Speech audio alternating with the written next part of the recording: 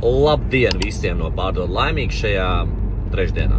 Kamēr brauc uz Rīgu, mazs tāds viens padoms tiem, kam būs kaut kāds dzīvē mantojuma lietas. Ļoti labs padoms, starp citu, un ļoti vērtīgs. Tāpēc, ka es jau kuro reizi savā darbā saskaros ar situāciju, kad cilvēks mantojuma brīdī, saņemot mantojumu, ir atteicis šo te īpašumu vērtību ļoti zemu, lai samaksātu zemāku to nodoklīt valstī.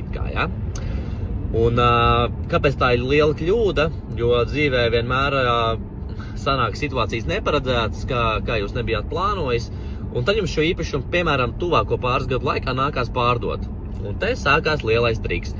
Momentā, kad jūs mantojāt šo te īpašumu, jums bija iespēja piereģistrēt tā īpašuma vērtību, cik jūs izdomājat esat, kāda varētu būt tā vērtība. Un no tās vērtības samaksāt nodoklīti.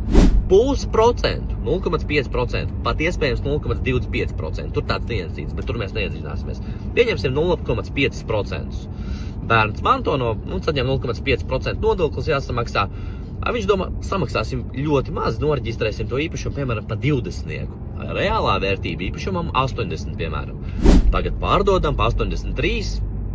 Bērns saka, tikai būs nauda lielā. Beigās situācija tāda, no tiem 83 000 veidojās kapitāla pieaugums no šīs te vērtības, ko viņš piereģistrēja, 20 000 un 83 000, ko viņš pārdeva, 63 000 kapitāla pieaugums. Un kas tagad sanāk?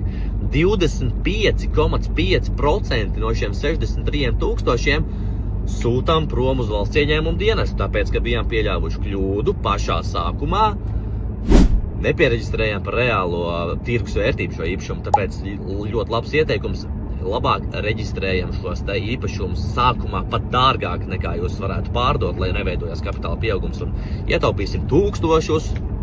Čau!